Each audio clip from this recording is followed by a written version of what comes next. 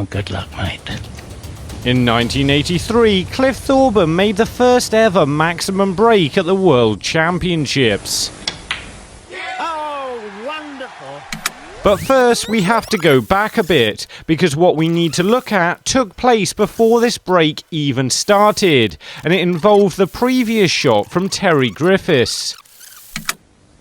He's faced with an awkward shot due to the position of the yellow, but listen to the call the referee makes.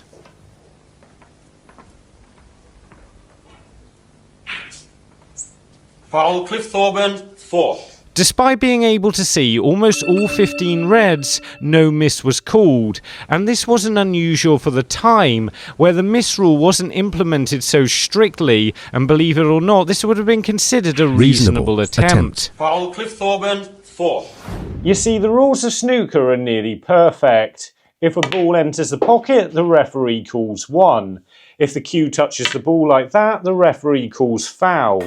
Unlike American pool, there's very little interpretation to be made. The problem is the original rules of snooker don't allow for a shot like this, where hitting the reds legally is going to cost me far more points than a precisely played foul. The miss rule was added on to prevent deliberate fouls like this, but also to prevent a player gaining an advantage from any foul, which is why soon after this, the miss rule was tightened up quite a bit. And that's why I believe changing what we do in this situation could improve the game. The miss rule always was a bit of a fudge to close what is essentially a blind spot in the original rules of the game.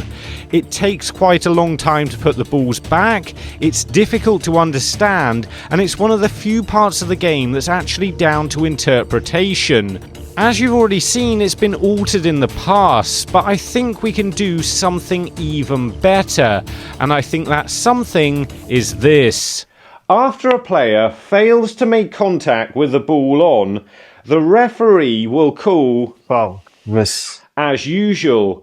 But instead of going through the lengthy process of having the balls replaced, only for that player to, in all likelihood, eventually make contact with the balls anyway and continue the lengthy safety battle, what I'm suggesting is when the referee calls foul and a miss, the incoming player then gets the extra option of picking the white up, having cue ball in hand, and putting it anywhere they want on the table. So, for example, here, so I can start a break straight away. This is just going to save a huge amount of time, and there are other benefits as well. To start off with, players will be prevented from milking a huge number of points off a single snooker. Players won't be able to have practice attempts to escape from snookers because they'll have to hit them first time, favouring players who are better in these areas. Getting everything back in the same position will no longer be an issue, and I can only see this making things fairer. But most importantly, the referee will no longer have to make a judgment call on whether or not the shot is too difficult to escape from, or even if a player needs snookers. foul. Ricky Walden, Please 4. don't call a miss there. He's not called a miss. Because what I'm saying we can do here is deal in absolutes and say if the cue ball doesn't hit the ball on first, then it's definitely a miss. In exactly the same way, if the cue ball enters a pocket for any reason, it's definitely a foul. As there's no real worry that a player will end up having to escape from a snooker that's just too difficult. I think this would be a big improvement to the current rules, as a player couldn't risk missing the balls altogether anymore. But what about stalemate situations? Can we fix that? This is where both players keep playing fairly simple containing safety shots, or there's a ball blocking a pocket. Either way, the frame's going nowhere, and eventually ends up being re-racked, and they start again from the beginning. So is there anything we can do to improve this situation? My solution is to give the referee an extra option when they believe the game is heading towards a stalemate, and that is to insist that at least one ball strikes the edge of the table until the time comes when a ball is potted and you can just go back to playing regular snooker again. This won't solve all the problems. Like, for example, if a ball is blocking a pocket, it's never going to be too difficult to hit a cushion at the same time. However, this does mean you'll have to play the shot harder, which could result in the situation resolving itself a little quicker. But I suppose it depends on exactly what the penalty would be for failing to strike a cushion. I think it would have to be cue ball in hand once again. But as you can see here where I haven't hit a cushion, I haven't really given my opponent too much of an advantage. Unless they play down the table like this, just flick off it safe and get down the table. Well, yeah, it probably would help quite a bit and speed things up in a little way. Even if I'm 100 or so points behind in a frame right now and I have no chance of winning it, there's actually nothing in the rules stopping me from playing on for snookers. So is it actually worth doing anything about this? Because at least Sean Murphy believes there is. There are some dramatic frames one need in snookers, but 9 times out of 10 it's an absolute snooze fest. Not even one snooker allowed to play on. Once the frame's over, mathematically the frame would be over. If it were up to me, which thankfully, for all the snooker fans listening, it's not. Of course, the problem with this is the chances of getting a successful snooker can be so high at times, it's almost unfair to not let somebody play for them. What you could do is prevent somebody playing for more than, say, 3 snookers, but this doesn't happen all that much in the modern game anymore.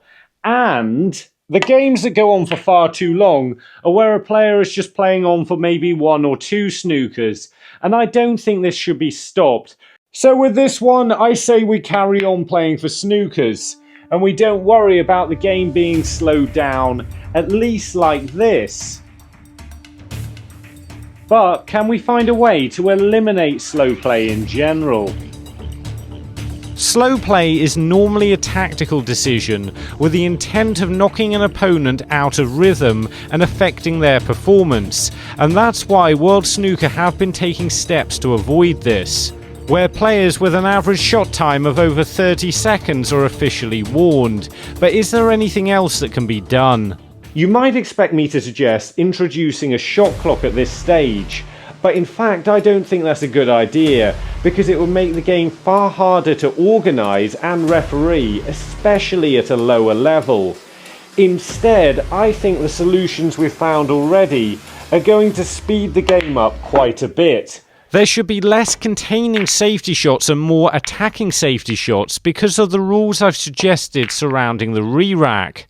And don't forget, the changes to the miss rule I suggested will speed up the game a lot, as a player won't have to wait for the balls to be replaced and will get straight into the position they want to play the next shot from, reducing the length of safety battles, but not necessarily making those safety battles any less important. But as I've already explained, there's quite a lot going on already, even if we don't implement these 2 rules, which probably won't happen as no one listens to me ever. Although, here's a couple of wildcard entries. Make the game more accessible using giant mascots. So they already tried that at the Women's World Championships. Oh, well, can we see that then? In the mid-session interval of the Women's World Championship final, this thing suddenly appeared, allegedly being involved with one of the sponsors. It stayed there for the entire interval and nobody could get it to leave. He won't move. This man even tried fighting it off, with little success. Before the next one, let's just find Matthew, who's in Busan, South Korea, which is there.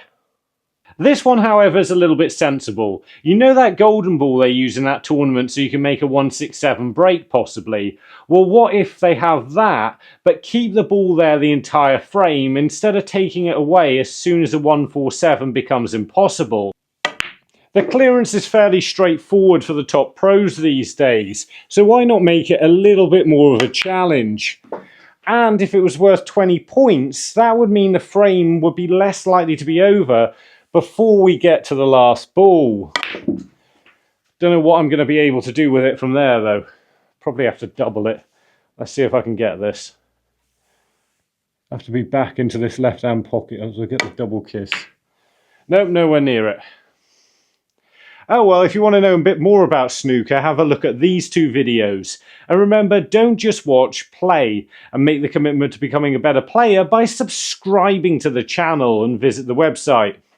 See you later.